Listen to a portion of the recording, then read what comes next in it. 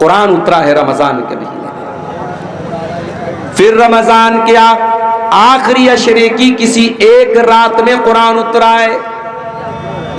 वो रात भी तमाम रातों में सबसे अफजल है। इन्ना अंज़लनाहु फी लैलतिल क़द्री वमा अदराका मा लैलतुल क़द्री लैलतुल क़द्री खैरुम मिन अल्फि शहर।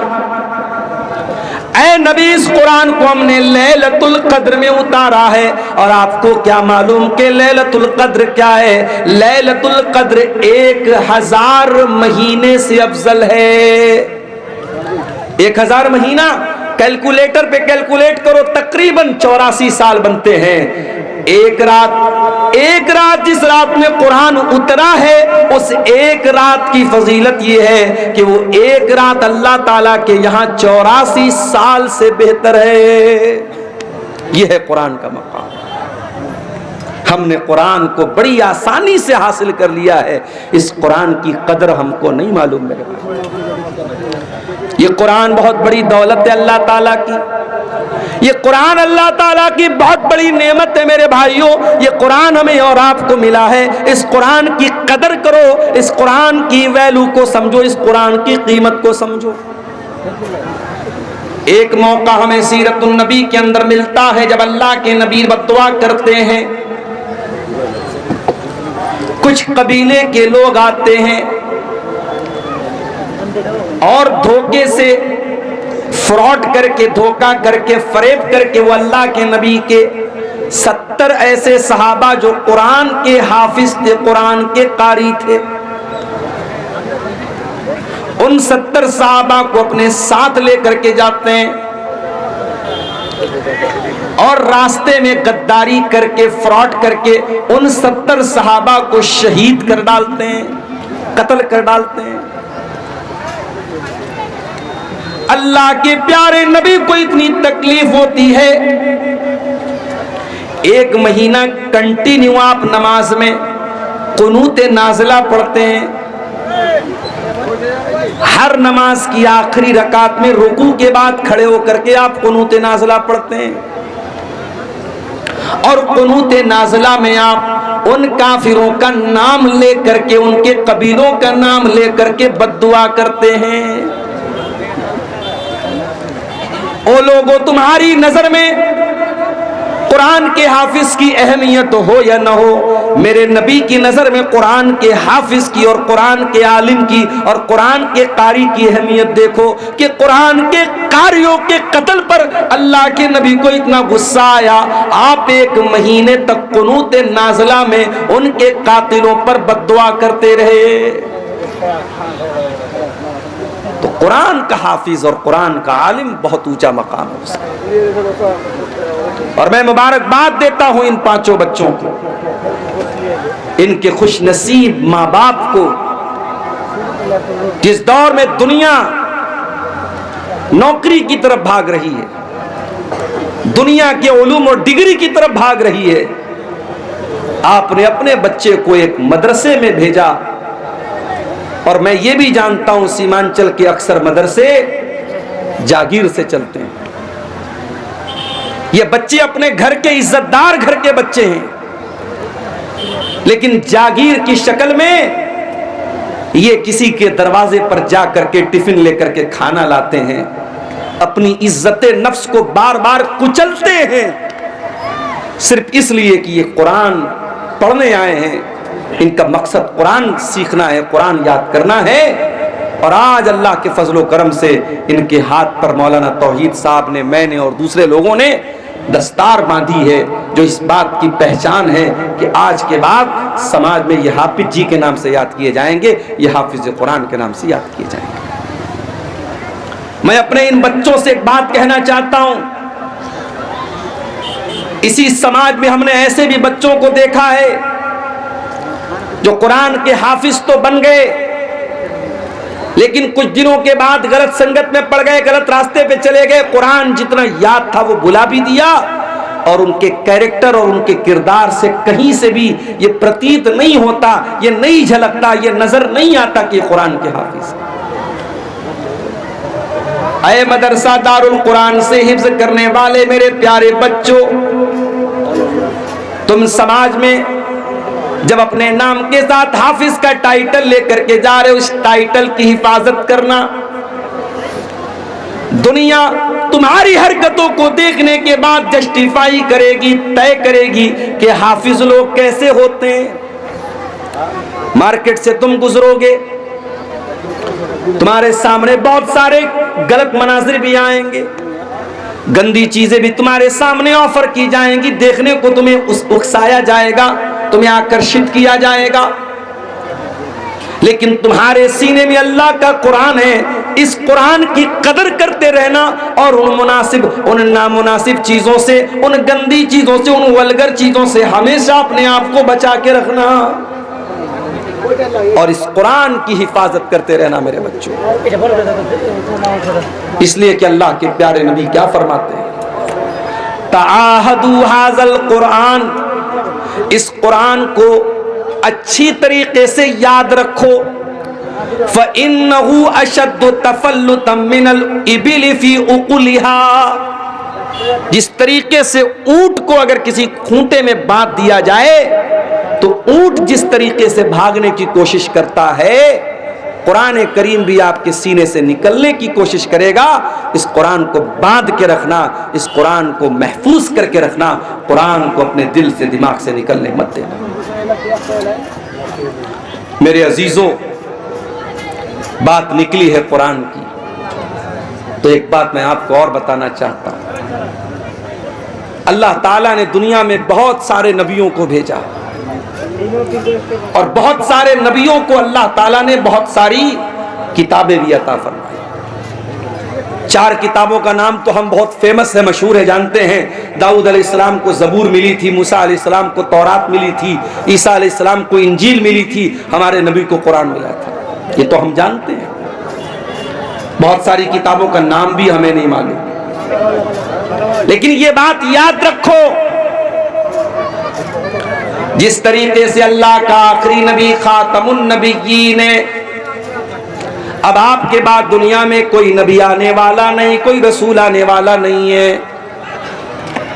उसी तरीके से कुरान अल्लाह की आखिरी किताब है।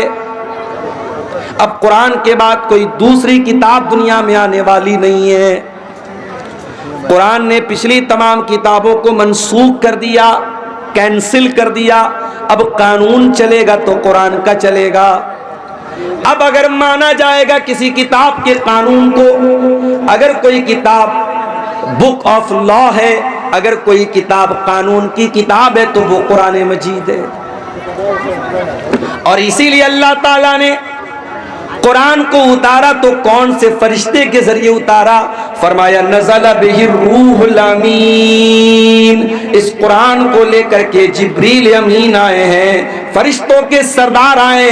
तमाम फरिश्तों में सबसे आला, सबसे आजम, सबसे बेहतरीन फरिश्ते हजरत जिब्रील इस कुरान को लाए हैं। कुरान जिस हस्ती के ऊपर उतारा गया, उस हस्ती के बारे में अल्लाह कुरान में कहता है, वमा अरसलना का इल्ला रहमतल लिल आलमीन, ऐ नबी हमने आपको सारी कायनात के लिए रहमत बना करके भेजा। कुरान का उतारने वाला कौन? रब्बुल आलमीन। कुरान को लेकर के आने वाला फरिश्ता कौन? रूहुल अमीन। और कुरान जिस हस्ती पर उतरा, उस हस्ती, वो हस्ती कौन? रहमतुल लिल आलमीन। कुरान जिस महीने में नाजिल हुआ, वो महीना भी सारे महीनों में सबसे ज्यादा बरकत वाला। ये मेरी ही तकरीर के दौरान माइक को जो है गड़बड़ होना था, बार बार ये छोड़ रहा है, पकड़ रहा है। कहाँ है भैया माइक वाले? पैसा वैसा नहीं मिलेगा आपको, बेफिक्र रहिए आप। शहर रमजान अल्लज़ी उन्ज़िल फ़ीहिल कुरान, कुरान करीम कौन से महीने में उतरा? रमजान में उतरा। सारे महीनों में सबसे ज्यादा बरकत वाला महीना रमजान का महीना। आज एक साहब मसला पूछने लगे, 15-16 साल पहले, 15-16 साल पहले किसी आदमी ने रमजान के रोजे की हालत में अपनी बीवी के साथ सोबत कर लिया। गलती का एहसास हुआ, अब वो इंसान कफ्फारा अदा करना चाहता है। मेरे पास मसला आया, मौलवी साहब कफ्फारा क्या है? मैंने कहा 60 दिन कंटिन्यू रोजा रखना है, एक दिन की भी गैपिंग नहीं। एक रोजा अगर आपने खराब किया तो आपको 60 रोजा रखना है कंटिन्यू। और अगर 60 रोजे की ताकत नहीं है तो 60 मिस्कीन को खाना खिलाना है। ये रमजान के रोजे की अहमियत, और रमजान के रोजे में अगर कोई ये गलत काम कर देता है तो उसकी इतनी बड़ी सजा है। तो कुरान उतरा है रमजान के महीने में। फिर रमजान के आखिरी अशरे की किसी एक रात में कुरान उतरा है। वो रात भी तमाम रातों में सबसे अफजल है। इन्ना अंज़लनाहु फी लैलतिल क़द्री व मा अदराका मा लैलतुल क़द्री लैलतुल क़द्री खैरुम मिन अल्फि शहर। ऐ नबी, इस कुरान को हमने लैलतुल क़द्र में उतारा है। और आपको क्या मालूम कि लैलतुल क़द्र क्या है? लैलतुल क़द्र 1000 महीने से अफजल है। 1000 महीना कैलकुलेटर पे कैलकुलेट करो, तकरीबन 84 साल बनते हैं। एक रात जिस रात में कुरान उतरा है, उस एक रात की फजीलत यह है कि वो एक रात अल्लाह ताला के यहाँ 84 साल से बेहतर है। यह है कुरान का मकाम। हमने कुरान को बड़ी आसानी से हासिल कर लिया है। इस कुरान की कदर हमको नहीं मालूम मेरे भाई। ये कुरान बहुत बड़ी दौलत है अल्लाह ताला की। ये कुरान अल्लाह ताला की बहुत बड़ी नेमत है मेरे भाइयों। ये कुरान हमें और आपको मिला है। इस कुरान की कदर करो, इस कुरान की वैल्यू को समझो, इस कुरान की कीमत को समझो। मान लीजिए हाई स्कूल और इंटर की परीक्षा देने वालों को हमारे यूपी में योगी जी टैबलेट दे रहे हैं।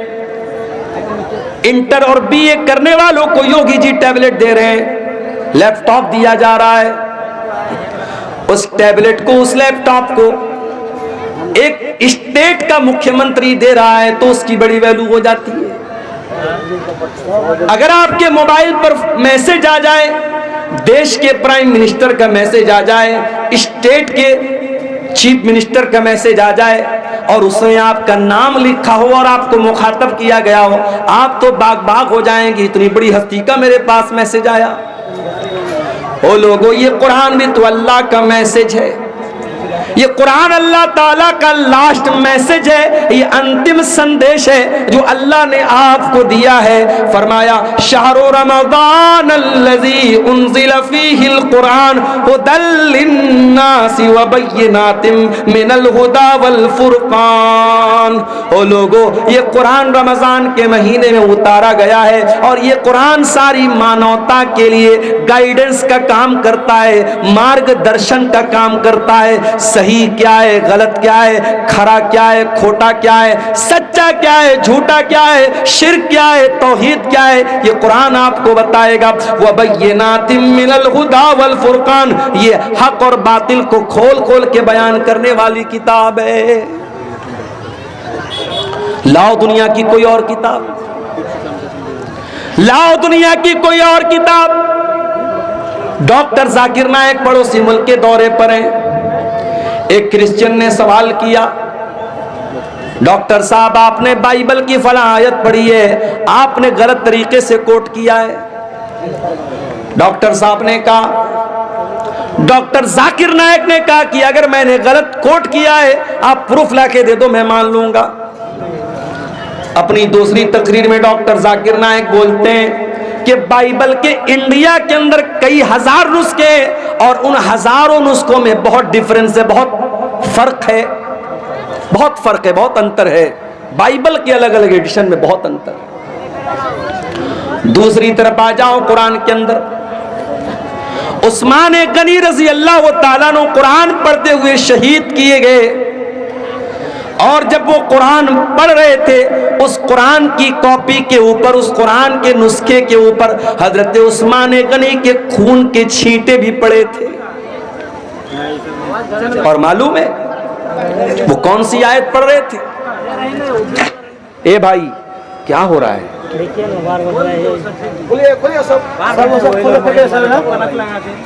जो भी जिसकी वजह से डिस्टर्ब हो रहा है निकाल फेंको उसको, एकदम कोई मुरब्बत नहीं, निकाल दो उसको। और एकदम खामोशी के साथ तकरीर सुनने दीजिए, डोंट डिस्टर्ब, बिल्कुल डिस्टर्ब नहीं करना।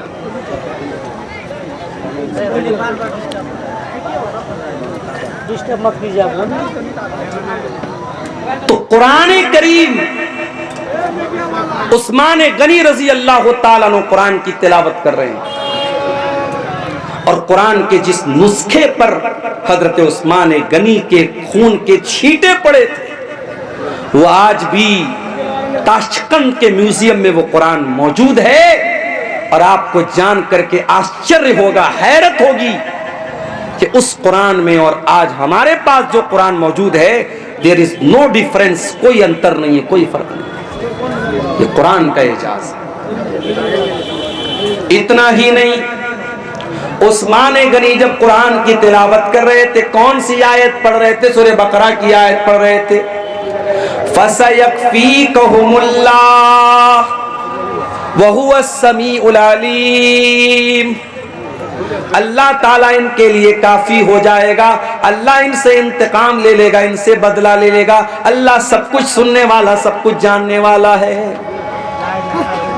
उस्मान गनी कुरान की तिलावत कर रहे हैं और कुरान की यही आयत वो पढ़ रहे हैं, उसी हालत में उनको ज़बा कर दिया गया, शहीद कर दिया गया। उस्मान गनी कुरान से बहुत मोहब्बत किया करते थे, बहुत मोहब्बत किया करते थे।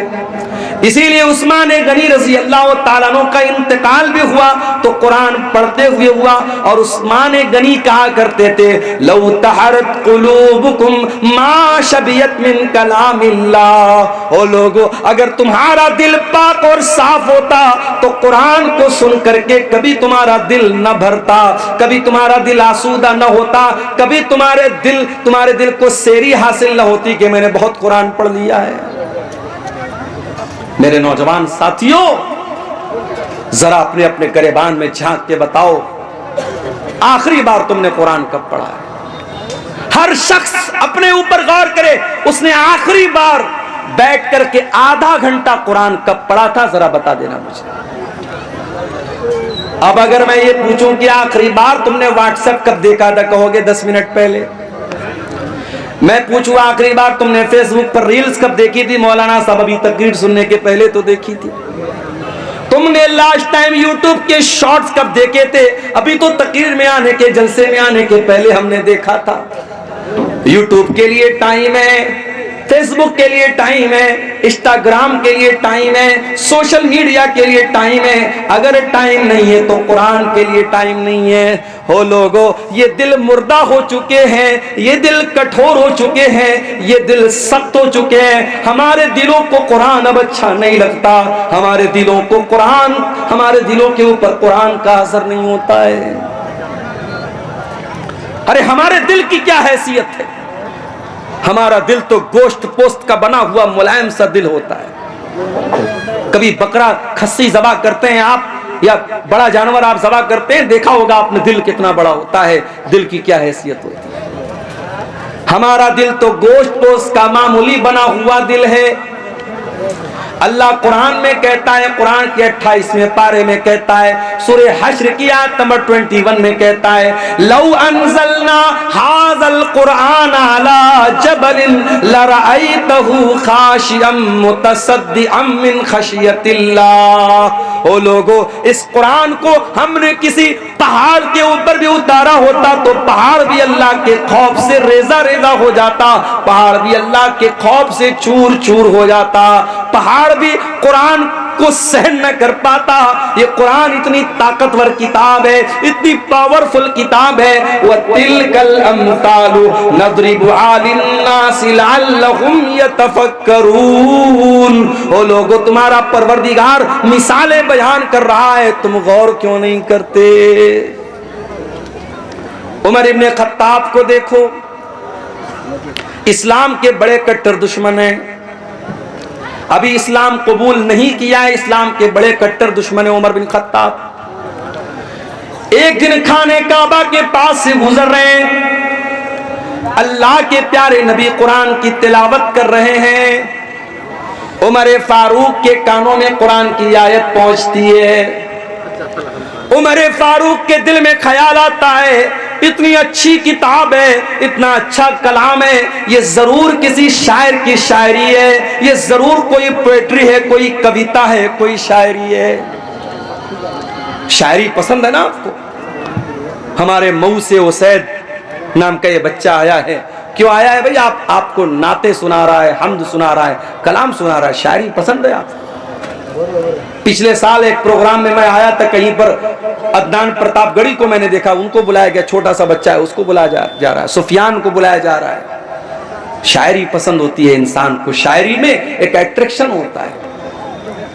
उमर फारूक ने कुरान को सुना, कुरान अच्छा लगा, कुरान दिल को भाया, कुरान ने दिल को आकर्षित किया। उमर इब्ने खत्ताब ने कहा कि जरूर ये किसी शायर की शायरी है। अभी उमर इब्ने खत्ताब के दिल में ये ख्याल आया था, अल्लाह के नबी ने कुरान की आयत पढ़ी, वमा हुवा बिक़ौलि शाइर क़लीलम मा तुमिनून। ओ लोगों, ये कुरान किसी शायर की शायरी नहीं है, ये कुरान कोई पोएट्री नहीं है, ये कुरान कोई कविता नहीं है। तुम लोग ईमान कम रखते हो, कुरान कोई शायरी नहीं है। जब ये ख्याल रिजेक्ट हो गया, हजरत उमर सोचने लगे कि अगर ये कुरान शायरी नहीं है तब इतना अच्छा क्यों लग रहा है? इसका मतलब कि कुरान मैजिक है, कुरान जादू है, कुरान किसी काहिन की कुहानत है। कुरान के जरिए मोहम्मद रसूलुल्लाह हमारे दिलों को अपनी तरफ माइल कर रहे हैं। अभी उमर इब्ने खत्ताब के दिल में यह ख्याल आया कि अल्लाह के नबी ने कुरान की अगली आयत पढ़ दी, वला बिक़ौलि काहिनिन क़लीलम मा तज़क्करून। ओ लोगों, ये कुरान किसी जादूगर का जादू भी नहीं है, ये कुरान किसी काहिन की कुहानत भी नहीं है। तंज़ीलुम मिर रब्बिल आलमीन, ये कुरान तो अल्लाह ताला ने नाजिल किया है, रब्बुल आलमीन ने नाजिल किया है। हजरत उमर के दिल पर चोट लगी, उनका दिल थोड़ा सा सॉफ्ट हुआ, मगर अभी इस्लाम उन्होंने कबूल नहीं किया। एक दिन बड़े गुस्से में तलवार लेकर के निकले। रास्ते में एक सहाबी मिले, हजरत नुआइम रजी अल्लाह ताला अन्हु। उन्होंने पूछा, उमर कहां जा रहे हो? कहा कि आज मैं तलवार लेकर के निकला हूं, आज मोहम्मद रसूलुल्लाह का मर्डर कर दूंगा, नऊजुबिल्लाह, आपकी हत्या कर दूंगा, इस्लाम का काम तमाम कर दूंगा। हजरत नुआइम दिल ही दिल में घबरा गए, जबान से उन्होंने जाहिर नहीं किया। वो जानते थे हजरत उमर बड़े मूडी आदमी हैं, उनके मूड में आ गया तो कुछ भी कर सकते हैं। कहा कि ऐ उमर, एक काम करो, पहले अपने घर जाओ, तुम्हारी बहन भी मुसलमान हो चुकी है, तुम्हारे बहनोई भी मुसलमान हो चुके हैं।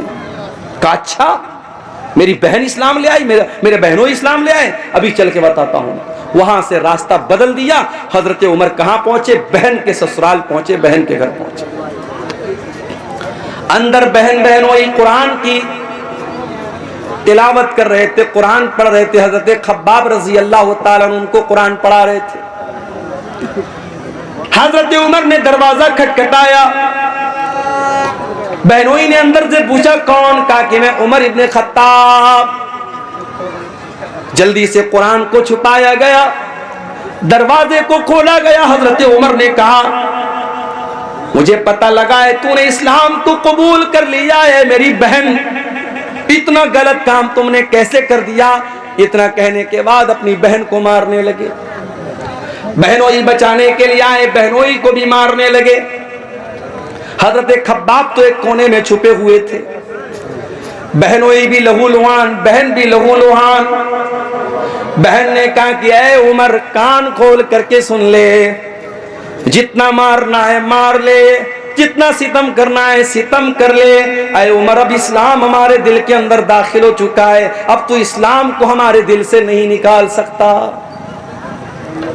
हजरत उमर सोचने पर मजबूर हो गए कि वो बहन जो कल तक अपने भाई की आंखों से आंखें मिला करके भी बातें नहीं करती थी, आज कितने धड़ल्ले से मेरी बातों का जवाब दे रही है। इतनी हिम्मत मेरी बहन के अंदर कहां से पैदा हो गई? कहा अच्छा बहना, ये बता, वो जो तू कलाम पढ़ रही थी, कुरान पढ़ रही थी, क्या मैं भी पढ़ सकता हूं? कहा नहीं, तुम नहीं पढ़ सकते, तुम नापाक हो, जाओ पहले गुस्ल करके आओ।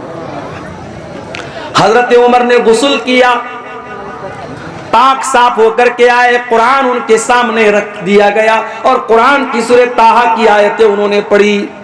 ताहा मा अंज़लना अलैकल कुरआन लितशका इल्ला तज़किरतन लिमन यख़शा। हजरत उमर पढ़ते चले जा रहे हैं, कुरान की आयतों को पढ़ते चले जा रहे हैं और उनके सीने में जो दिल था वो इस्लाम की तरफ माइल होता चला जा रहा है। जब तिलावत खत्म कर चुके, कहा कि ऐ मेरी बहना, ये अल्लाह का कलाम है, मैं भी इस पर ईमान लाना चाहता हूं, मैं भी इस्लाम कबूल करना चाहता हूं, मैं भी मुसलमान होना चाहता हूं। हजरत सईद बिन ज़ैद उनके बहनोई थे, उनको लेकर के दारे अरकम में पहुंचे, जहां अल्लाह के नबी अपने सहाबा को लेकर के छुपे रहते थे और इस्लाम की वहीं पर तबलीग करते थे। दारे अरकम में पहुंच करके हजरत उमर ने दरवाजा खटखटाया, अंदर से पूछा गया कौन? कहा कि मैं उमर बिन खत्ताब हूं। अंदर सहाबे किराम डर गए कि अरे उमर आए, पता नहीं क्या इरादा लेके आए। हजरत हमजा भी इस्लाम ला चुके थे, उन्होंने कहा कोई बात नहीं, आने दो, अच्छे मकसद के तहत आया है तो अच्छी बात है, बुरे मकसद के तहत आया है तो उसी की तलवार से उसको खत्म कर दूंगा, आने दो। दरवाजा खोला गया, हजरत उमर फारूक रजी अल्लाह ताला अन्हु अंदर आते हैं और अल्लाह के नबी के पास आकर के कहते हैं अशहदु अल्ला इलाहा इल्लल्लाह व अशहदु अन्नका रसूलुल्लाह। ऐ अल्लाह के नबी, मैं कोई दुश्मनी करने नहीं आया, मैं कोई मर्डर करने नहीं आया, मैं कोई हत्या करने नहीं आया, मैं अल्लाह की तौहीद का ऐलान करता हूं और मैं आपके रसूल होने का ऐलान करता हूं। अल्लाह के नबी ने अल्लाह का शुक्र अदा किया, क्योंकि आपने अल्लाह से दुआ की थी कि अल्लाह तो दो लोगों में से किसी एक को इस्लाम की तौफीक दे दे, चाहे उमर बिन हिशाम को, जिसको अबू जहल कहते हैं, उसको तो इस्लाम की तौफीक दे दे, चाहे तो उमर बिन खत्ताब को दे दे। अल्लाह को उमर बिन खत्ताब पसंद थे, अबू जहल पसंद नहीं था। अबू जहल को ईमान की दौलत नहीं मिली, हजरत उमर को मिल गई। अल्लाह के नबी ने अल्लाह का शुक्र अदा किया और मुसलमानों ने मिल करके नारे तकबीर लगाया, इतने जोर से नारे तकबीर लगाया कि पूरी मकान की छत पूछ गई।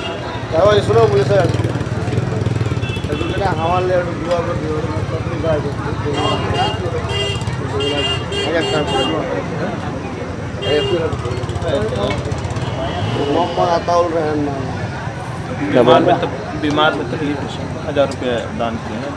दुआ कर दीजिए। क्या नाम है? अताउर रहमान। कोई मोहम्मद अताउर रहमान भाई हैं, बहुत बीमार हैं, तकलीफ में, उन्होंने मदरसे को 1000 का ताउन पेश किया है। अल्लाह उनका ये चंदा कबूल करे, उनकी बीमारी से उनको शिफा अता फरमाए। तो कुरान करीम मेरे भाइयों हजरत उमर फारूक के दिल को बदलने में कामयाब हो गया। वही कुरान हमारे पास मौजूद है, ये कुरान हमारे ऊपर क्यों असर नहीं डाल रहा?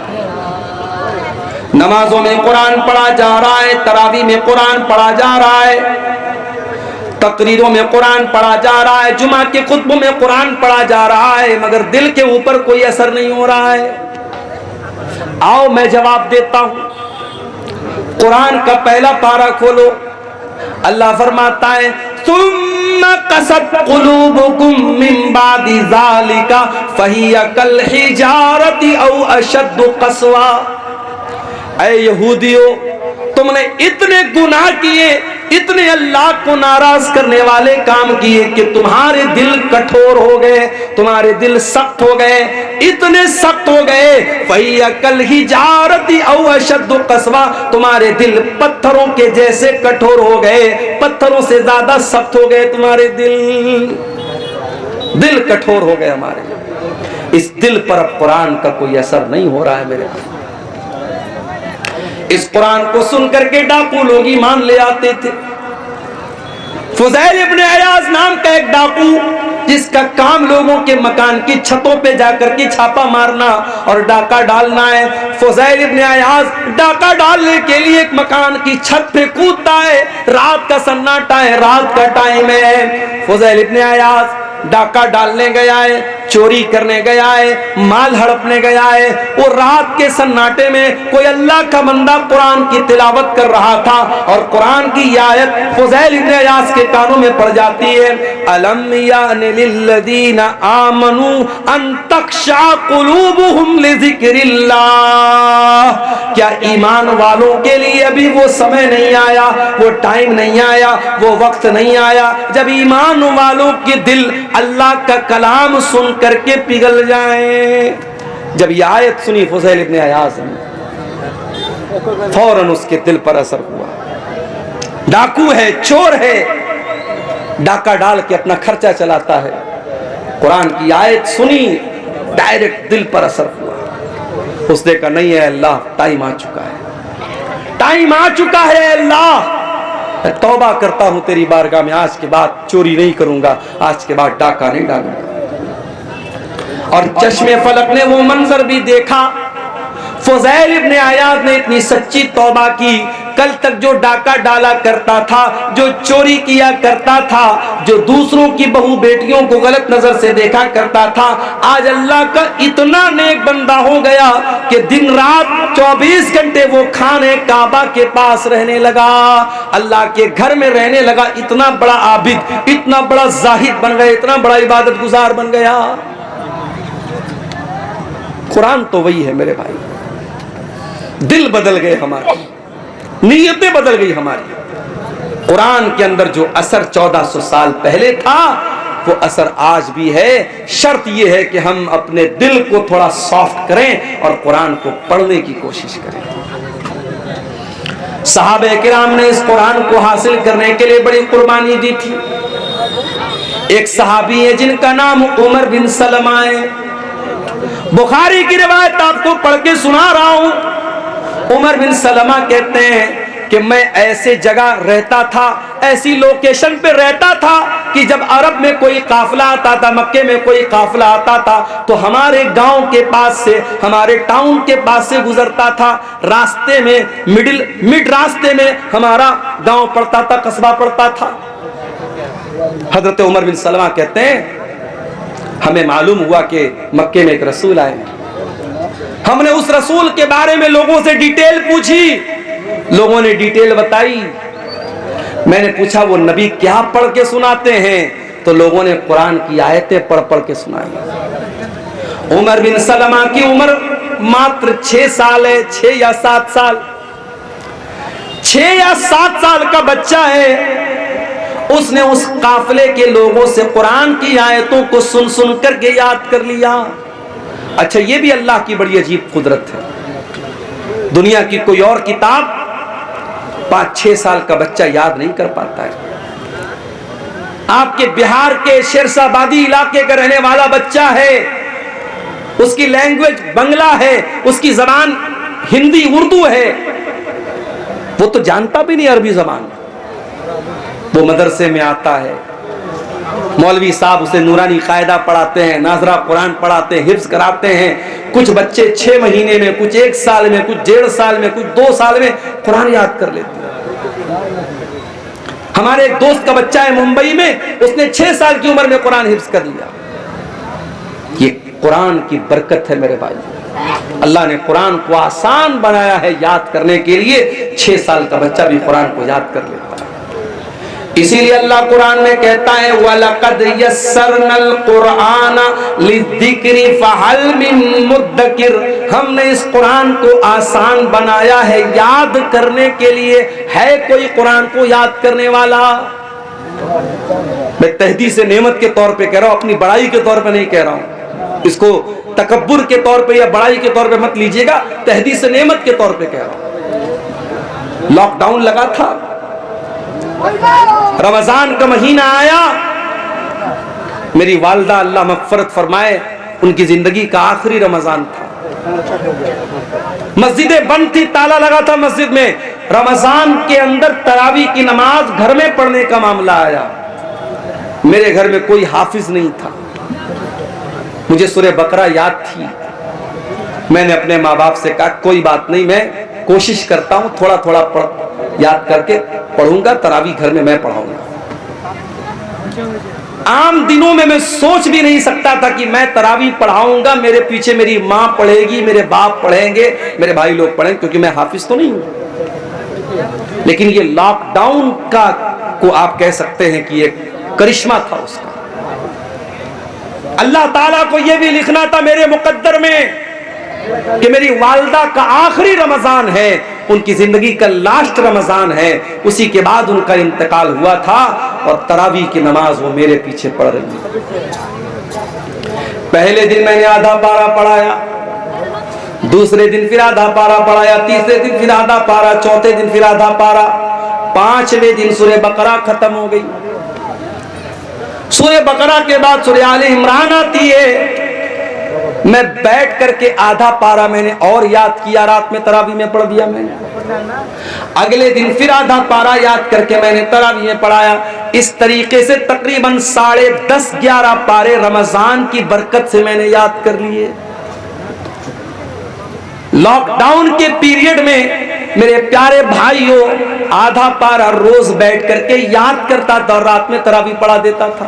ये कोई बड़ाई के तौर पे नहीं कह रहा हूं, ये कुरान का कमाल है, ये कुरान का एजाज है। अल्लाह कहता है वलक़द यस्सरनल कुरान लिज़्ज़िक्रि फ़हल मिन मुद्दकिर। ओ लोगों, हमने कुरान को आसान बनाया है याद करने के लिए, क्या है कोई कुरान को याद करने वाला? हजरत उमर बिन सलमा कहते हैं मैं 6 साल का बच्चा था और कुरान को पढ़ पढ़ के सुन करके मैंने याद कर लिया। उसके बाद जब मक्का फतह हो गया और मेरे कबीले के लोग अल्लाह के रसूल के पास पहुंचे और इस्लाम कबूल कर लिया, तो अल्लाह के नबी ने कहा कि जाओ तुम अपने गांव में जाकर के मस्जिद बनाओ और नमाज कायम करो, और जो तुम में कुरान सबसे ज्यादा पढ़ने वाला है और कुरान सबसे ज्यादा याद जिसको है वही तुमको नमाज पढ़ाएगा। जब मेरे गांव के लोग आए तो सबसे ज्यादा कुरान मुझको याद था, और इसीलिए इमाम बुखारी रहमतुल्लाह अलैह इस हदीस को सही बुखारी में जब लाए हैं तो चैप्टर क्या कायम किया है, बाबु इमामति सबी, कि अगर बच्चा भी कुरान का हाफिज है, कुरान अच्छा पढ़ रहा है और बच्चा समझदार है, सही तरीके से नमाज पढ़ रहा है, तो बच्चे को भी इमाम बना सकते हैं। बच्चे को इमाम बनाने में कोई हरज की बात नहीं। हजरत उमर बिन सलमा कहते कि मेरे गांव के लोगों ने देखा कि सबसे ज्यादा कुरान तो इसको याद है, कहा चल भाई तू नमाज पढ़ाए। अब ये कहते हैं कि मैं बहुत गरीब फैमिली से ताल्लुक रखता था, एक ही चादर थी मेरे पास, एक ही चादर थी, वही लुंगी भी थी और वही मेरा कुर्ता भी थी, एक ही चादर मैं पहना करता था, एक चादर पहन करके मैं नमाज पढ़ाता था। मेरे पीछे मर्दों की सब लगती थी और मर्दों के पीछे औरतों की सब लगती थी। जब मैं सजदे में जाता था तो कभी कभी पीछे से मेरी शर्मगाह दिखने लगती थी, पीछे से मेरा पाखाने का रास्ता दिखने लगता था। औरतों ने आकर के शिकायत की कि अरे कम से कम अपने इमाम को कपड़ा तो ढंग का दे दो, उनकी शर्मगाह पीछे से नजर आ जाती है। तब लोगों ने मुझे खरीद करके एक दूसरी चादर दी और मुझे जिंदगी में कभी उतनी खुशी नहीं हुई जितनी उस एक चादर के पाने के बाद हुई थी। ये थे सहाबे किराम जिन्होंने कुरान को हासिल करने के लिए इतनी मेहनत की। और मैं आपको यह भी बता दूं, कोई पूछ सकता है भाई कुरान की जरूरत क्या है, हमारे पास इतनी नॉलेज है, इतनी अकल है, हमें कुरान की क्या जरूरत है। मैं एक बहुत पॉइंट की बात आपको बताने जा रहा हूं। देखो, नॉलेज हम हासिल करते हैं 3 चीजों से। पहली चीज, अल्लाह ताला ने हमारी बॉडी में 5 सेंस रखे हैं। हम कोई चीज देख करके पता लगा लेते हैं। जैसे मेरी आंखें देख रही, सामने ट्यूबलाइट लगी है, वाइट रोशनी है, हमारी आंखों से पता लगता है। ये झालर जो लगी है रेड कलर की है, व्हाइट कलर की है, हम आंखों से कोई चीज देख करके इल्म हासिल करते हैं। कान से सुन करके भी हम इल्म हासिल करते हैं। म्यूजिक बज रहा है, तकरीर बज रही है, कुरान की तिलावत बज रही है, खुसर पुसर हो रही, क्या हो रहा है, कान से सुन करके हमें मालूम हो जाता है। इसी तरीके से हम सूंघ करके पता लगा लेते हैं, खुशबू है कि बदबू है, महक आ रही है, अच्छी महक है, बुरी महक है, सूंघ करके पता लग जाता है। इसी तरीके से टच करके हमें पता लग जाता है ये मोबाइल है, ये सख्त है कि सॉफ्ट है, ये बर्फ है ठंडी है कि गर्म है, हम छू करके बता देते हैं। इसी तरीके से मेरे भाइयों हम जबान से चख करके बता देते हैं खट्टी है कि मीठी है, कड़वी है कि अच्छी है, हम जबान से चख करके बता देते हैं। अल्लाह ताला ने हमारी बॉडी में 5 सेंस रखे हैं, हम देख करके, सुन करके, चख करके, टच करके हम पता लगा सकते हैं कि कौन सी चीज कैसी है। मगर कभी कभी हमारे ये 5 जो सेंस हैं ये कभी कभी धोखा खा जाते हैं। मिसाल के तौर पर आप ट्रेन में बैठे हुए, ट्रेन की खिड़की के पास आप बैठे हुए, आपकी आंखों को ऐसा लग रहा है कि ट्रेन के बाहर जितने पेड़ पौधे हैं, जितने घर और मकानात हैं, सब चल रहे हैं, सब मूव कर रहे हैं, हरकत कर रहे हैं, आंखों को लग रहा है ऐसा।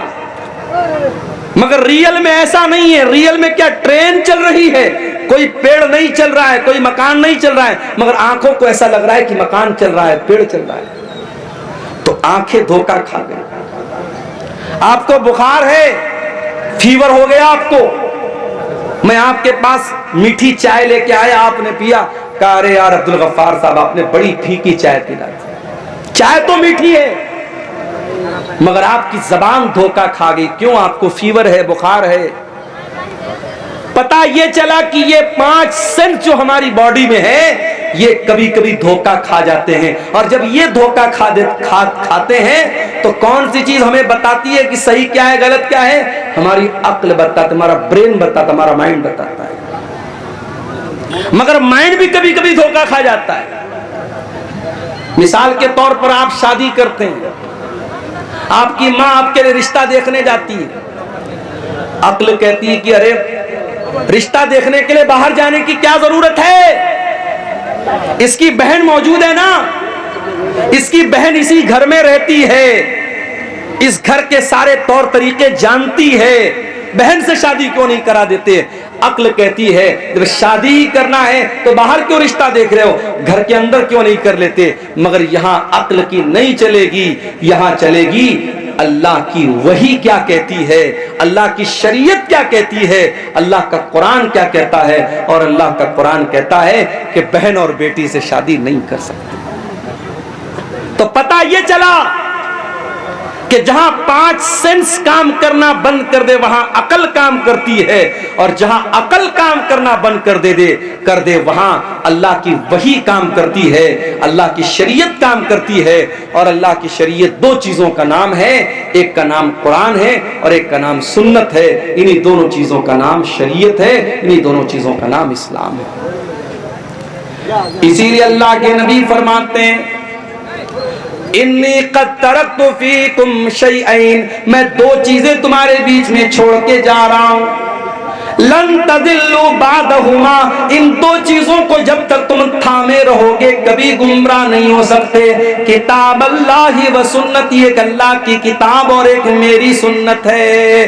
कुरान और हदीस, इन्हीं दोनों चीजों पर जब तक पकड़े रहोगे, थामे रहोगे, कभी गुमराह नहीं हो सकते। तो कुरान मेरे प्यारे साथियों अल्लाह की आखिरी किताब है, और ये वाहिद किताब है जिसकी हिफाजत की गारंटी अल्लाह ताला ने खुद ली है। तौरात की हिफाजत की गारंटी उनके उलमा को दी गई, ज़बूर की हिफाजत की गारंटी उनके उलमा को दी गई, इंजील की हिफाजत की गारंटी उनके उलमा को दी गई। मगर जब कुरान अल्लाह ने नाजिल किया तो ऐलान कर दिया इन्ना नहनु नज़्ज़लना ज़िक्रा व इन्ना लहू लहाफ़िज़ून। ओ लोगों, इस कुरान को हमने उतारा है और इस कुरान की हिफाजत करने वाले भी हम हैं। कुरान की हिफाजत अल्लाह करता है। दुनिया के अंदर जितने कुरान के नुस्खे हैं, सारे नुस्खे अगर जला भी दिए जाएं, खत्म भी कर दिए जाएं, नष्ट भी कर दिए जाएं, 5 साल का बच्चा आएगा और कहेगा आओ मुझसे सुन लो, अल्हम्दुलिल्लाह रब्बिल आलमीन से लेकर के मिनल जिन्नति वन नास तक पूरा कुरान पढ़ के सुना देगा। ये अल्लाह ने कुरान की हिफाजत का सिस्टम रखा है, अल्लाह ने कुरान की सुरक्षा का सिस्टम रखा है।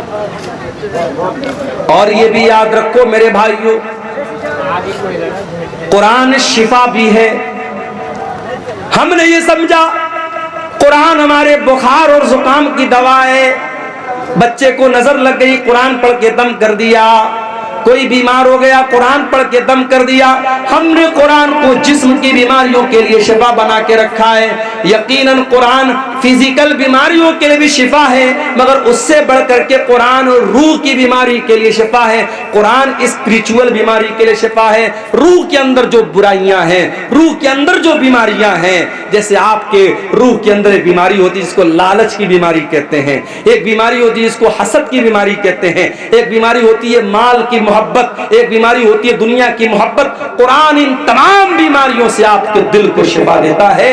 अल्लाह कुरान में कहता है, या अय्युहन्नास क़द जाअतकुम मौइज़तुम मिर रब्बिकुम व शिफ़ाउन लिमा फिस्सुदूर। ओ लोगो, ये कुरान तो बहुत बड़ी नसीहत है और कुरान तुम्हारे दिल की बीमारियों के लिए शिफा है। बरकत वाली किताब है ये कुरान। दुनिया की कोई और किताब पढ़ोगे आपको सवाब नहीं मिलेगा, कुरान पढ़ोगे सवाब मिलेगा। कितना सवाब मिलेगा? अल्लाह के नबी फरमाते हैं, मन करा हरफम मिन किताबिल्लाह, जो कुरान का एक हरफ पढ़ेगा, फलहू हसनतुन, तो उसको एक नेकी मिलेगी। वल हसनतु बिअशरि अमसालिहा, और एक नेकी का सवाब अल्लाह ताला के यहाँ 10 नेकी के बराबर है। तो एक हरफ पढ़ने पर आपको 10 नेकी मिलेगी। अल्लाह के नबी फरमाते हैं, जब तुम अलिफ लाम मीम पढ़ोगे तो तुमको एक नहीं 30 नेकी मिलेगी, क्योंकि अलिफ अलग एक हर्फ है, लाम अलग एक हर्फ है, मीम अलग एक हर्फ है। सवाल पैदा हुआ है, अल्लाह मैं शेरशाबादी हूं, मैं बंगला भाषी हूं, मैं कुरान जब पढ़ता हूं तो मेरी जबान नहीं चलती है, मैं कुरान अटक अटक करके पढ़ता हूं, मैं कुरान को फ्लुएंटली नहीं पढ़ पाता हूं, मैं रफ्तार के साथ कुरान नहीं पढ़ पाता हूं। आय अल्लाह, मेरी जबान लड़खड़ाती है कुरान पढ़ने के टाइम, तो क्या मुझे कुरान पढ़ने का सवाब मिलेगा कि नहीं मिलेगा?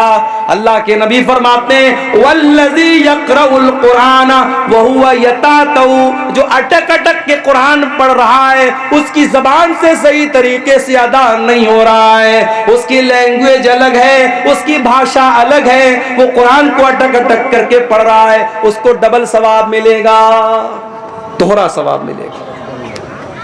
अल्लाह की कुदरत और अल्लाह के खजाने में कोई कमी नहीं है।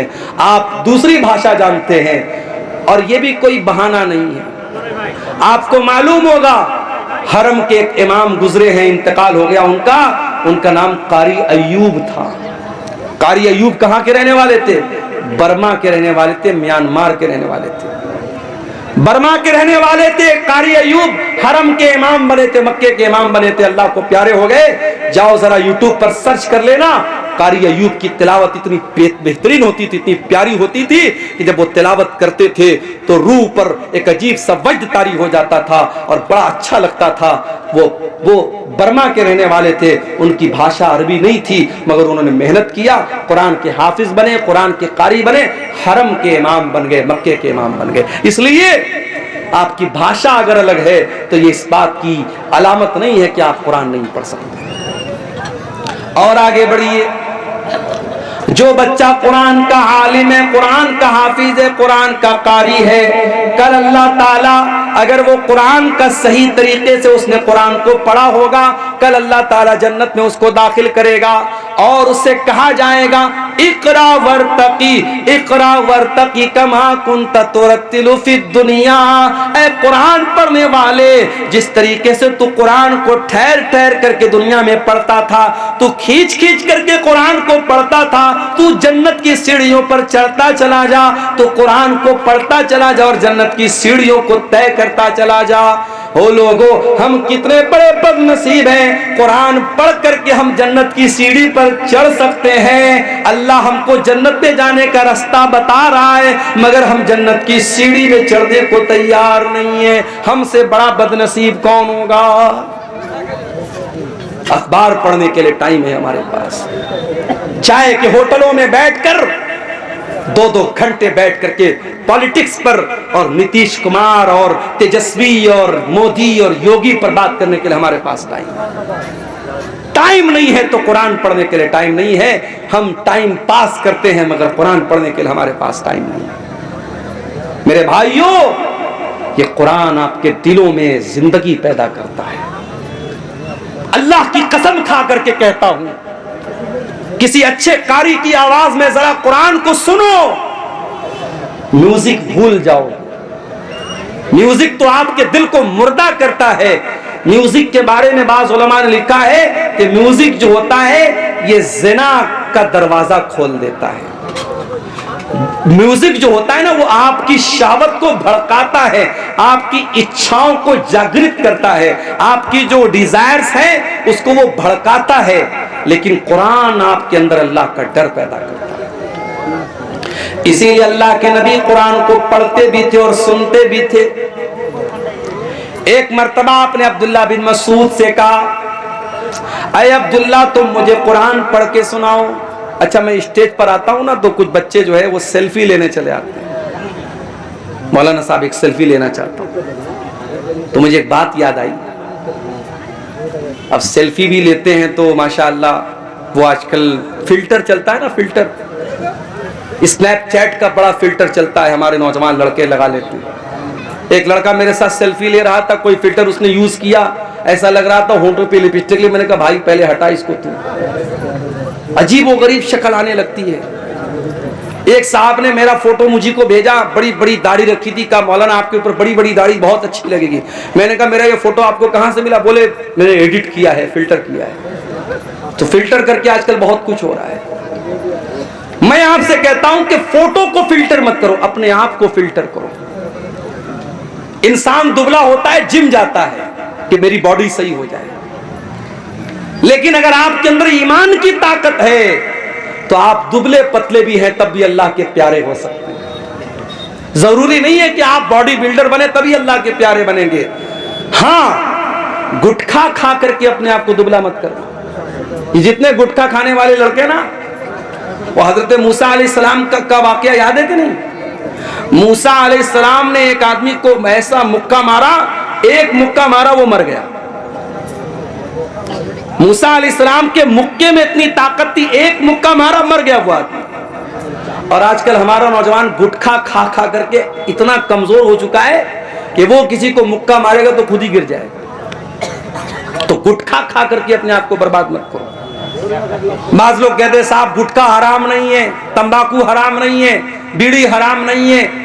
क्यों हराम नहीं है? कहते मकरूह है। तंबाकू और बीड़ी और सिगरेट और गुटखा को जो लोग मकरूह कहते हैं वो दीन का मजाक उड़ाते हैं। क्योंकि गुटखा, तंबाकू, बीड़ी, सिगरेट, खैनी, ये तमाम चीजें आपके शरीर को बर्बाद कर रही हैं। और जो चीजें आपके शरीर को बर्बाद करे वो हराम है, वो मकरूह नहीं है। माफ कीजिए, मकरूह किसको बोलते हैं? एक सवाल अभी मेरे पास है, मेरी जेब में पर्ची रखी हुई है। एक साहब ने सवाल किया, मौलवी साहब जरा इस मसले को बयान कर दीजिएगा कि एक आदमी जंगिया पहनकर और गमछा रख करके साल की साल नमाज पढ़ाता है और मसला बयान करता है कि नमाज हो जाएगी। देखो, नमाज हो जाएगी एक अलग मसला है, और नमाज उसी हालत में पढ़नी चाहिए अलग मसला है।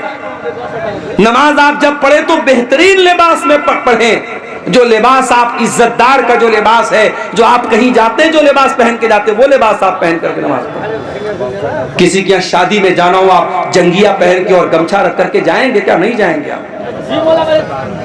प्रधान जी अपने घर पे आपको बुलाएंगे, आप बेहतरीन सफेद कुर्ता पायजामा पहनकर, खुशबू लगाकर, तेल लगा करके सच संवर के जाएंगे। जाएंगे क्या आप जंगिया पहनकर और गमछा रख करके? नमाज पढ़ने जा रहे हो, अल्लाह की इबादत करने जा रहे हो और गमछा रख करके और जंगिया पहन करके नमाज पढ़ रहे हो, ये मुनासिब नहीं है मेरे भाई। मकरूह उस अमल को कहते हैं जो मुस्तहब के खिलाफ हो। मिसाल के तौर पर मस्जिद में आप जाते हैं, मुस्तहब यह है कि पहले दाहिना पैर अंदर डालें और फिर बायां पैर अंदर डालें, और मकरूह यह है कि आप पहले बायां डालें और बाद में दायां डालें। ये मकरूह है।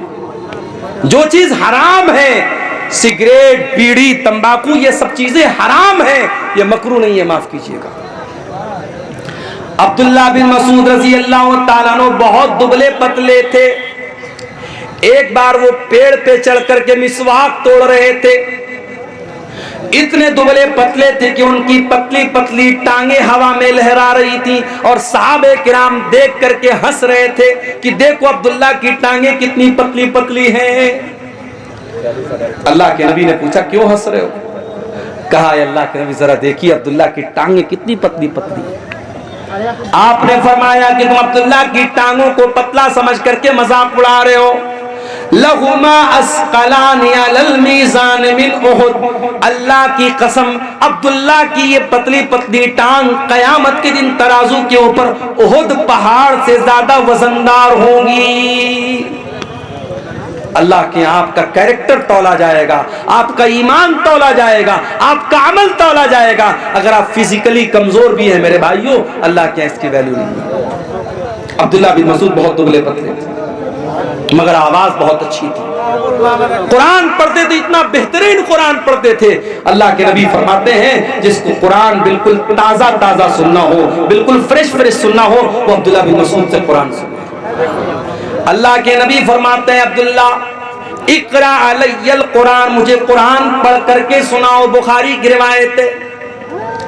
हजरत अब्दुल्ला कहते हैं अल्लाह के नबी मैं आपको कुरान कैसे पढ़ के सुनाऊं? ये कुरान तो आप ही के ऊपर उतरा है, आप ही के ऊपर नाजिल हुआ है, मैं आपको कुरान कैसे पढ़ के सुनाऊं? आपने फरमाया अब्दुल्ला मैं आज दूसरे के मुंह से कुरान सुनना चाहता हूं।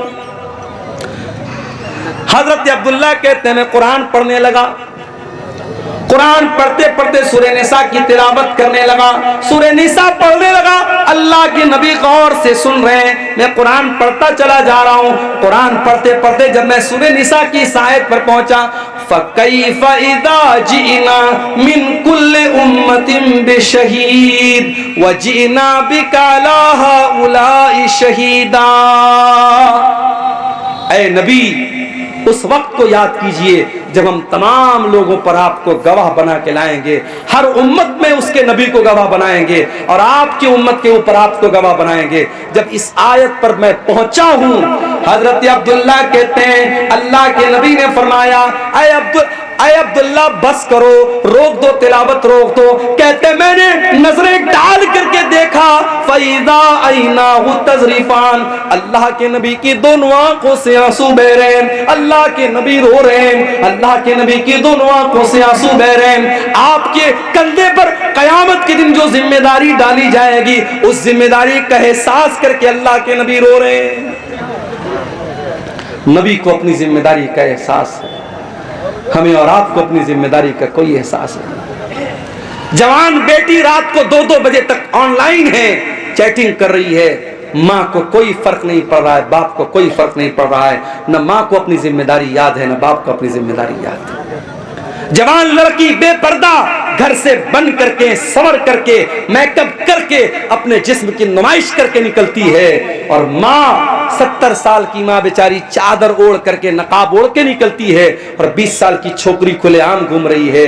मेरी प्यारी माँ और बहनों, अगर अल्लाह ने आपको बेटी की माँ बनाया है, अगर आपको बेटी का बाप बनाया है, अगर आप बेटी वाले हैं, अगर आप साहिब औलाद हैं, तो ये औलाद बहुत बड़ी जिम्मेदारी है। इस जिम्मेदारी का एहसास अपने अंदर पैदा कीजिए। अल्लाह के नबी को अपनी जिम्मेदारी का एहसास हुआ, आपकी आंखों से आंसू बहने लगे, आप रोने लगे। आपने कहा अब्दुल्ला बस कर, अब मेरे अंदर ताकत नहीं और सुनने की। सहाबे किराम तो कुरान सुनते थे रोने लगते थे, कुरान पढ़ते थे तो रोने लगते थे। हजरत आयशा को देखो, हजरत आयशा चाश्त की नमाज पढ़ रही है। ये चाश्त की नमाज कौन सी नमाज होती है जानते हैं? कोई जानता है? इस सामने की पब्लिक में कोई जानता हो जरा हाथ उठा के बताए, चाश्त की नमाज किसको बोलते हैं? कब पढ़ते हैं चाश्त की नमाज? बोलो भाई, नहीं जानते। सूरज तुलू होने के बाद, यानी मगरिब के टाइम है। कब पढ़ते भाई? निकलने के बाद एक बार। अच्छा, चलिए माशाअल्लाह, कुछ लोग तो जानते हैं। मैं कभी कभी सोचता हूँ इतने जलसे हो रहे हैं सीमांचल में। अब्दुल गफ्फार साहब तो बेचारे टाइम कम देते हैं, जो दूसरे मुकर्रिरीन हैं, बहुत सारे मुकर्रिरीन 1-1 महीना कंटिन्यू आपके यहाँ प्रोग्राम करते हैं। लेकिन मैं देखता हूं कि जो बुराई का लेवल है, जो लाइल्मी का लेवल है, वो बराबर बढ़ ही रहा है। बेनमाजी बराबर बेनमाजी हो रहे हैं, नशा करने वाले बराबर नशा कर रहे हैं, बेपर्दगी करने वाली औरतें बेपर्दगी कर रही हैं। अब तो हालात ये है कि मस्जिद की जमीनों पर नाजायज कब्जा हो रहा है, कब्रिस्तान की जमीनों पर नाजायज कब्जा हो रहा है। हम हुकूमतों को क्या बोलेंगे, हम प्रशासन को क्या बोलेंगे? आज अपनी वक्फ की हुई जमीन को भी मुसलमान खुद हड़पने के लिए तैयार है। मेरे भाइयों, जलसे कराते हो तो कम से कम अपने दीनी लेवल में, अपने नॉलेज लेवल में भी इजाफा कीजिए। हजरत आयशा चाश्त की नमाज पढ़ रही थी। चाश्त की नमाज कब पढ़ी जाती है? मसला याद रखिए, चाश्त की नमाज पढ़ने का 2 टाइम है। एक तो सूरज निकलने के 15-20 मिनट के बाद, जब सूरज एक नेजा बुलंद हो जाता है, उस टाइम भी चाश्त की नमाज पढ़ सकते हैं। और दूसरा टाइम थोड़ा और लेट, जब थोड़ी सूरज की तपिश और बढ़ जाए और वो टाइम ऐसा आ जाए कि ऊंट के बच्चे अगर धूप में खड़े हैं तो उनका पैर धूप से जलने लगे, आप कह सकते हैं 8 बजे 9 बजे के करीब का जो टाइम होता है वो भी चाश्त का टाइम होता है। चाश्त की नमाज 2 रकात भी पढ़ सकते हैं, 4 रकात भी पढ़ सकते हैं। चाश्त की नमाज की बड़ी फजीलत है। चाश्त की नमाज अगर आप पढ़ेंगे 2 रकात नमाज, तो अल्लाह के नबी फरमाते हैं कि आपके बदन के हर जोड़ की तरफ से सदका हो जाएगा। आप गरीब हैं, सदका नहीं कर सकते, दान नहीं कर सकते, 2 रकात आप चाश्त की नमाज पढ़ लीजिए। आपके बदन में जितने जोड़ हैं, जितनी हड्डियां हैं, हर हड्डी और हर जोड़ की तरफ से अल्लाह ताला सदका और दान आपका कबूल कर लेगा। ये बड़ी फजीलत है इस नमाज की। हजरत आयशा ये नमाज पढ़ रही थी। हजरत आयशा ये नमाज पढ़ रही है। उनके भाई का बेटा यानी उनका भतीजा वो उनसे मिलने के लिए आया, जिसका नाम कासिम बिन मोहम्मद था। उसने देखा मेरी फूफी जान नमाज पढ़ रही हैं। उसने देखा कि फूफी जान नमाज पढ़ रही हैं और सूरह तूर की तिलावत कर रही हैं। और सूरह तूर की ये आयत हजरत आयशा की जबान पर जारी है। सूरह तूर में अल्लाह फरमाता है, जब जन्नती जन्नत में जाएंगे तो कहेंगे फमन्नल्लाहु अलैना व वक़ाना अज़ाबस्समूम। अल्लाह ने हम जन्नतियों पर बहुत बड़ा एहसान किया कि अल्लाह ने हमको जहन्नम की आग से बचा लिया। हजरत आयशा इसी आयत को पढ़ रही हैं और रोती चली जा रही हैं। उनके दिल में ये ख्याल है कि आय अल्लाह, काश तू आयशा को भी अपने उन खुशनसीब बंदों में शामिल कर दे। उनके भतीजे कासिम बिन मोहम्मद कहते हैं, मैंने देखा कि फूफी जान सूरह तूर की ये आयत पढ़ रही हैं और रो रही हैं। मैं वहां से मार्केट चला गया, मैं वहां से बाजार चला गया, मैंने अपना सौदा सलप लिया और बहुत देर के बाद मैं वापस आया। मैंने क्या देखा? मैंने देखा कि मेरी फूफी जान उसी हालत में खड़ी है और उसी आयत को रिपीट कर रही हैं और रो रही हैं और पढ़ रही हैं, फमन्नल्लाहु अलैना व वक़ाना अज़ाबस्समूम। ये थी नबी की बीवी जो कुरान को पढ़ते हुए रो रही हैं। कुरान उनके दिलों पर असर करता था। मेरे भाई, आज तो हम कठोर दिल के लोग हो गए। कब्रिस्तान में मुर्दे को दफनाने जाते हैं, वहां पर भी हा हा करके हंसते रहते हैं। कब्रिस्तान में खड़े होकर के हम दुनिया की बातें करते हैं, पॉलिटिक्स की बातें करते हैं, राजनीति की बातें करते हैं। जबकि अल्लाह के प्यारे नबी जब कब्रिस्तान जाया करते थे, अंसारी साहबी का जनाजा है, जनाजे को कब्र में उतारा जा रहा है। अल्लाह के नबी कब्र के किनारे बैठे हुए और आपके साहबा भी आपके आसपास बैठे हुए हैं। आपने कब्र को देखा और कब्र में अपने सहाबी की लाश को उतरते हुए देखा।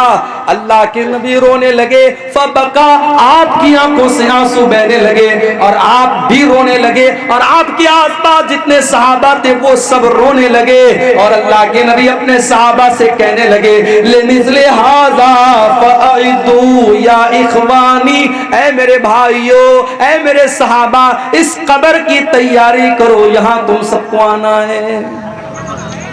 बनारस से एक मरतबा मैं एक प्रोग्राम में जा रहा था। तकरीबन 150-200 किलोमीटर दूर एक जगह पड़ती है शाहगंज, मैं वहां प्रोग्राम में जा रहा था। हमारे एक साथी थे, कार चला रहे थे। रास्ते में एक जंगल आया अचानक उनकी हेडलाइट ने काम करना बंद कर दिया। जंगल के बीच में हेडलाइट ने काम करना बंद कर दिया। खूब अंधेरा, जंगल के बीच में कार खड़ी है, हम कार के अंदर हैं, एसी चल रही है, लेकिन लाइट बंद हो गई, अंधेरा हो गया। तो हमारे दिल और दिमाग में डर की एक लहर दौड़ गई।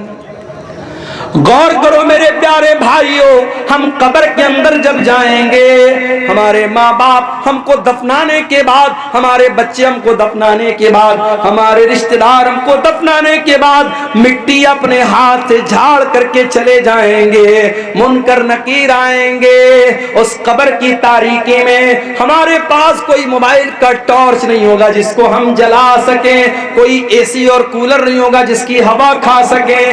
मुनकर नकीर आएंगे और 3 सवाल करेंगे, मन रब्बू का, मन नबियों का, माँ दीनों का। ऐ अल्लाह के बंदे, तू बता तेरा रब कौन है, तू बता तेरा दीन क्या है, तू बता तेरे नबी कौन है। और ये 3 सवालों का जवाब मैथमेटिक्स की बुक्स में नहीं मिलेगा।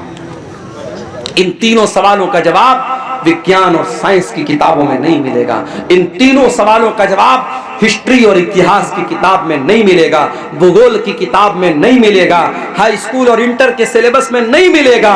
इन तीनों सवालों का जवाब मदरसा दारुल कुरान अजीजिया के जो बच्चे जिस किताब को पढ़ के हाफिज हुए हैं, इस किताब के अंदर मिलेगा। तेरे भाई कुरान जवाब देगा इन तीनों सवाल का, तेरा रब कौन है, तेरा दीन क्या है, तेरे नबी कौन है। और जब बंदा सही जवाब देगा, मेरा रब अल्लाह है, मेरा दीन इस्लाम है, मेरे नबी मोहम्मद सल्लल्लाहु ताला अलैहि वसल्लम है, तो फरिश्ता पूछेगा कि तुझे ये सवाल, इन सवालों का जवाब तुझे कैसे पता चला। तो बंदा कहेगा करा तो किताब अल्लाह, आय अल्लाह मैंने कुरान को पढ़ा था, मैंने अल्लाह की किताब को पढ़ा था, कुरान पढ़ा था, इसलिए मैंने इन तीनों सवालों का जवाब दिया है। तो मेरे भाइयों, उस किताब पर आप मेहनत करो। उस किताब के पढ़ने वाले यहाँ बच्चे पढ़ रहे हैं। मदरसों को हकीर मत जानो मेरे भाइयों, मदरसों में पढ़ाने वाले इन मौलवियों को हकीर मत जानो। कमेटी के लोगों ने मुझको पर्ची दी है कि मौलवी साहब जरा चंदे के लिए बोल दीजिए, चंदा बहुत कम हुआ है। ये अफसोस की बात है, तकलीफ की बात है। इसी आपके शेरशाबादी समाज में फजूल कामों के लिए लाखों रुपए खर्च हो जाते हैं। मुशायरा हो जाए अभी लाखों रुपए खर्च हो जाएंगे, कोई फजूल चीज हो जाए, कोई खेल हो जाए, कोई नाच गाना हो जाए, लाखों रुपया आप खर्च करने के लिए तैयार हो जाएंगे।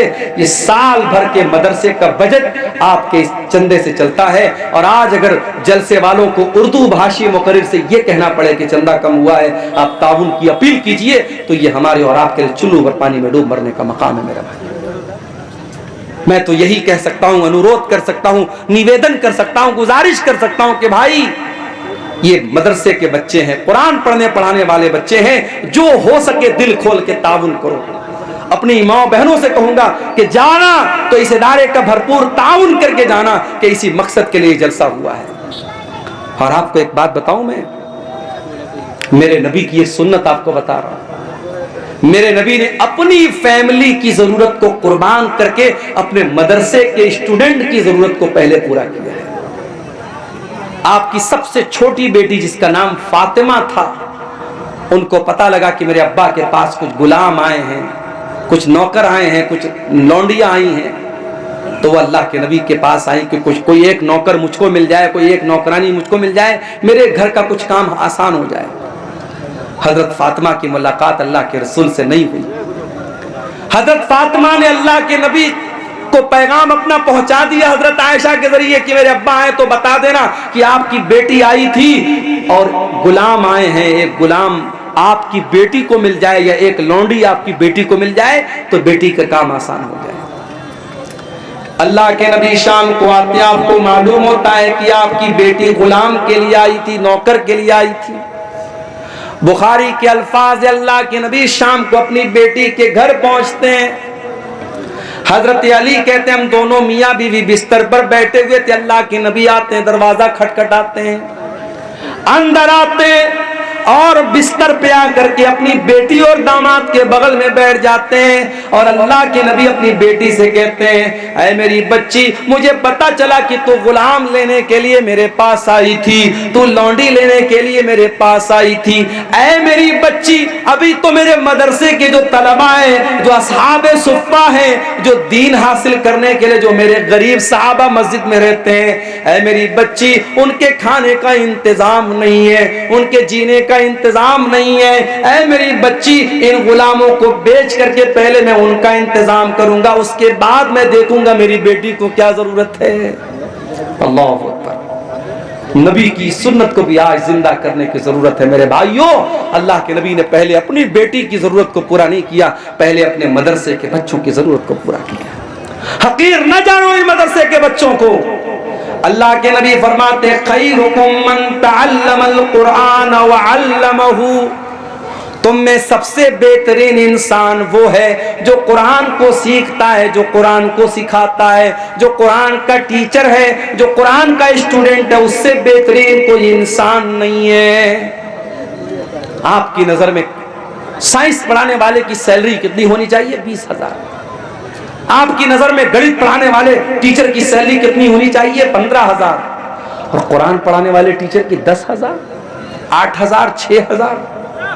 अभी बंगाल में हमारा एक दोस्त रहता है, एक मदरसे में पढ़ाता है। बंगाल में ममता बनर्जी जो है, वहाँ इमाम को भी कुछ सैलरी देती है। बेचारा अपने मोहल्ले की मस्जिद में इमामत भी कराता है, मदरसे में भी पढ़ाता है। प्राइवेट मदरसे के जो नाजिम होते हैं, जो कमेटी होती है, जो सेक्रेटरी होती है, वो अपने आप को मोदी और योगी से भी बड़ा डिक्टेटर समझने लगते हैं। उस मदरसे की कमेटी के लोगों ने क्या कहा कि मौलवी साहब, आप हमारे मदरसे में पढ़ा रहे हैं तो 24 घंटे आपको ड्यूटी करना पड़ेगा। का क्या मतलब? कहा 2 बजे तक आपको बच्चों को पढ़ाना है, फिर शाम को हॉस्टल की निगरानी भी आपको करना है, रात भी यहीं गुजारना है। हम आपको 12,000 सैलरी देते हैं, आपसे सारा काम लेंगे। हमारे दोस्त ने कहा कि भाई मुझे बख्श दो, मैं इमाम भी हूं अपने मोहल्ले की मस्जिद का, मैं डेली आता जाता हूं, मेरा ख्याल करो। मैं रमजान में इतनी मेहनत से चंदा लाता हूं, मेरा ख्याल करो। कहा नहीं, कोई ख्याल नहीं रखा जाएगा। डिक्टेटरशिप चल रही है मदरसों की मैनेजमेंट के अंदर, और इन प्राइवेट पढ़ाने वाले गरीब असातिज़ा और मुअल्लिमीन पर बड़ा जुल्म भी होता है मेरे भाइयों। अल्लाह के वास्ते ऐसा न करो, किसी की मजबूरी का फायदा न उठाओ, किसी को हद से ज्यादा दुख न दो। ये कुरान पढ़ने पढ़ाने वाले, इनका मकाम बहुत ऊंचा है, इनकी कदर करो, इनकी इज्जत करो, इनको अच्छी तनख्वाहें दो। और मैंने एक बात और कही थी, आपके इसी सीमांचल के इलाके में प्रोग्राम हुआ था, मैंने कहा था कि आज मस्जिदों के इमाम की रहने की जगह नहीं है। हमारे इसहाक भाई आए हैं, खेड़िया हाट में इनका मस्जिद के इमाम हैं। इनके कमरे में मैं जाता हूं, छोटा सा कमरा है, शादी हो चुकी है, फैमिली को लेकर नहीं रह सकते। कितनी मस्जिदें हैं जब इमाम को रहने के लिए जो कमरा मिलता है, वो कमरा इतना छोटा होता है कि इमाम साहब बेचारे पूरा पैर फैला दे तो कमरा पूरा फुल हो जाएगा। इमाम साहब के बीवी बच्चे कहाँ रहेंगे? नहीं साहब, इमाम साहब बेचारे अल्लाह के नेक बंदे हैं, उनके बीवी बच्चे आराम से अपने घर में रहेंगे। आप पसंद करेंगे कि आप जिंदा हैं और आपके बच्चे यतीम हो जाएं, आप जिंदा हैं और आपकी बीवी बेवा हो जाएं? और मुझे कहने दीजिए कि आज बहुत सारे मदरसों से जो कांड होते हैं, जो वाकयात होते हैं बदफेली के और हराम कामों के, उसकी बहुत बड़ी वजह यह है कि आज बहुत सारे मदरसों के टीचरों को फैमिली से दूर रखा जाता है। मेरा बस चले तो हर मदरसे में यह कानून लगा दूं कि जितने भी टीचर रहेंगे फैमिली के साथ रहेंगे, बीवी बच्चों के साथ रहेंगे, उनके बीवी बच्चों के साथ उनका इंतजाम किया जाए, वरना इन मदरसों को बंद कर दिया जाए। 6-6 महीना इंसान शादीशुदा है, बीवी बच्चे वाला है, बीवी से दूर रहेगा, शैतान तरह तरह के ख्यालात डाल सकता है, शैतान गलत रास्ते पर डाल सकता है। मेरे प्यारे साथियों, ये सहाबा का दौर नहीं है, ये सहाबा का जमाना नहीं है, ये ताबईन का जमाना नहीं है। अपनी मस्जिदों के इमाम को अगर गंदगी से बचाना चाहते हो, अपने मदरसे के टीचरों को गलत काम से बचाना चाहते हो, तो उनको फैमिली क्वार्टर का भी इंतजाम करो। आज अगर आपकी कमाई अपने लिए है, अगर आप अपने घर के लिए, अपने बच्चों के लिए बेहतरीन घर बनाते हो, तो मदरसे में पढ़ने वाले, पढ़ाने वाले इन टीचरों के लिए भी आपको फैमिली क्वार्टर का इंतजाम करना चाहिए।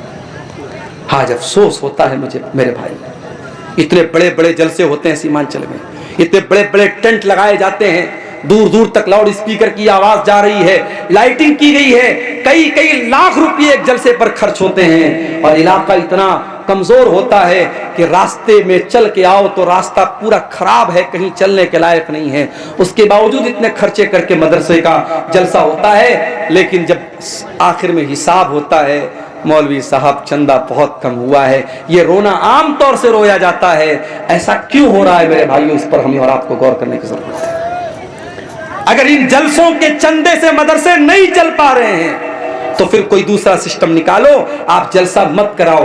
आप साल में पूरे सीमांचल में अगर 100 जलसे होते हैं, 100 न हो 10 जलसे हो, 10 जलसे हो, और 10 जलसे जो हो तबलीगी जलसे हो, दीन फैलाने के लिए हो, कोई मेला ठेला न लगे, कोई लड़कियों का बाजार में उनकी भीड़ न लगे, कोई बेपर्दगी न हो, कायदे से शरीयत और कायदे और कानून के हिसाब से प्रोग्राम हो, और मदरसे का चंदा आप प्राइवेट तौर पर, इंडिविजुअल तौर पर आप दें, तो इंशाअल्लाह बहुत हालात की इस्लाह हो सकती है। मगर मसला वही है, हमसे जब कोई पूछता है सीमांचल का क्या हाल है, जबान पर वही लाइन आती है, वही है चाल बेढंगी जो पहले थी वो अब भी है, वही है चाल बेढंगी जो पहले थी वो अब भी है। दुनिया कहां से कहां पहुंच गई, सीमांचल का इलाका आज वहीं का वहीं है।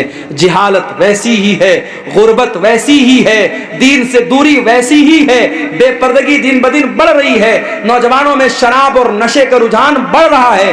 मेरे प्यारे साथियों, आओ कुरान पर मैं तकरीर, मैंने पूरी तकरीर कुरान पर की है।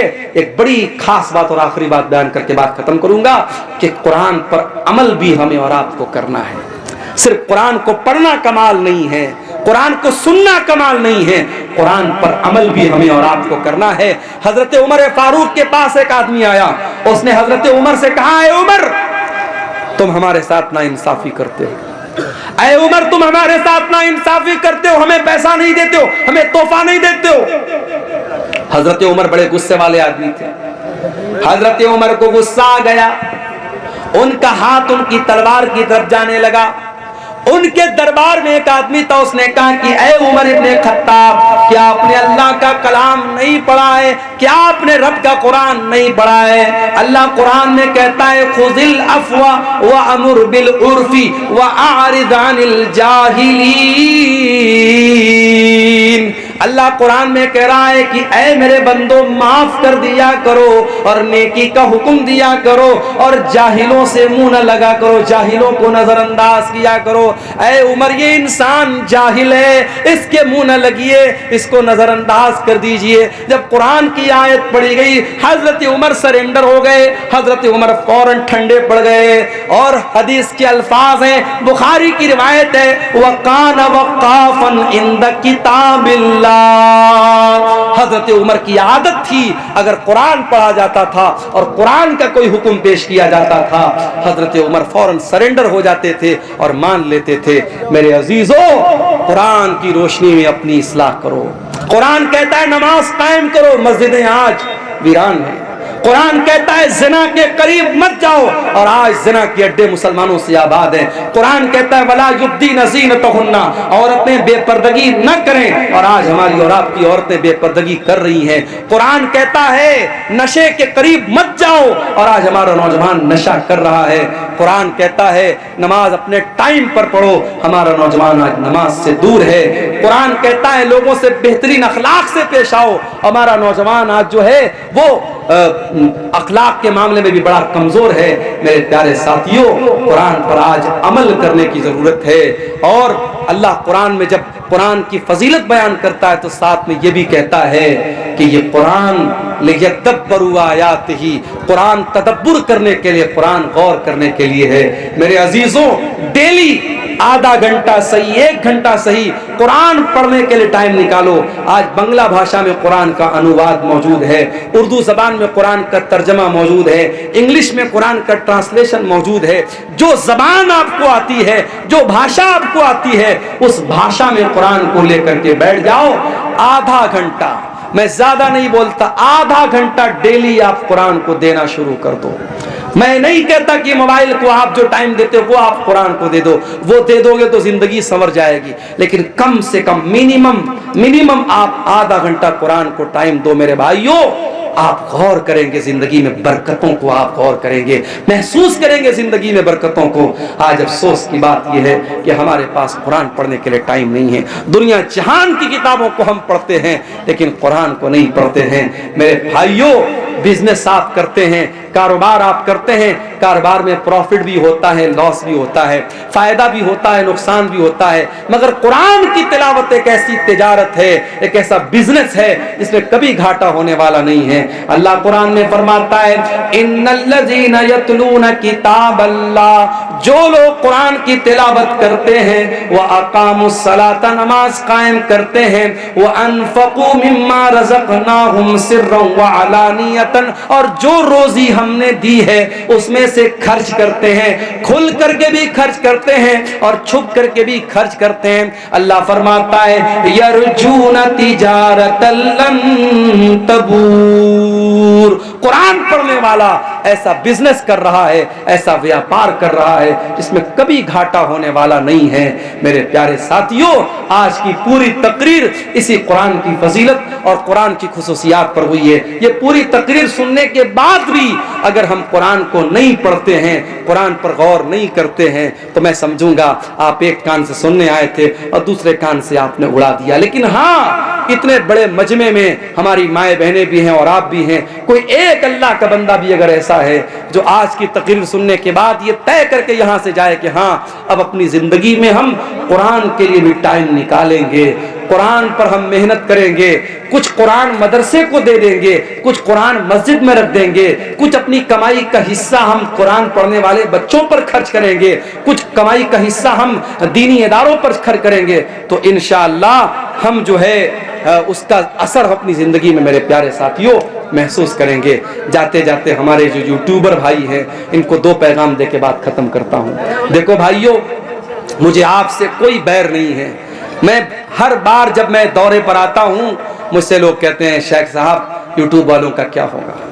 लेकिन जब मेरे पास वो मैसेज आता है, मौलवी साहब आपकी तकरीर पर लड़की की तस्वीर बनी है, आपकी तकरीर पर मोदी जी की तस्वीर बनी है, आपकी तकरीर पर भड़काऊ जो है टाइटल दिया गया है, बहुत तकलीफ होती है। मकसद क्या है?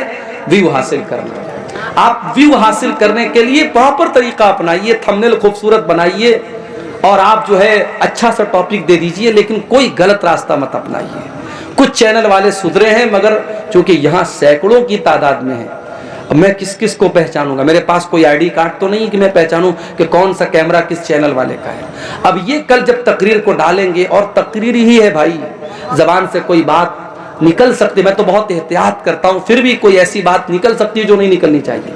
आप उस बात को भी डाल रहे हो। एक तकरीर में मैंने कहा कि मैं मदरसे में टीचर हूं, सरकारी टीचर हूं, उस बात को भी रिकॉर्ड करके लोगों ने डाल दिया।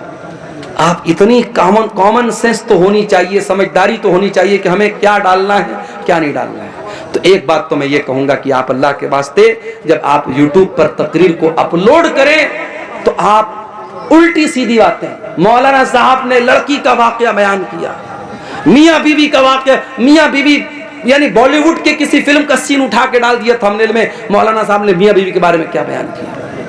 मुझे गालियां सुनने को पड़ती हैं, कमेंट में लिखा रहता है कि अब्दुल गफ्फार साहब ये क्या करें। उनको क्या पता उनका चैनल है किसका चैनल है। इसलिए मेरे भाई, आप अल्लाह के वास्ते आप ऐसा काम न कीजिए, थंबनेल गड़बड़ सड़बड़ मत लगाइए। दूसरा काम, ये प्रोग्राम जो हुआ है, जलसे वालों ने बड़ी मेहनत से प्रोग्राम रखा है।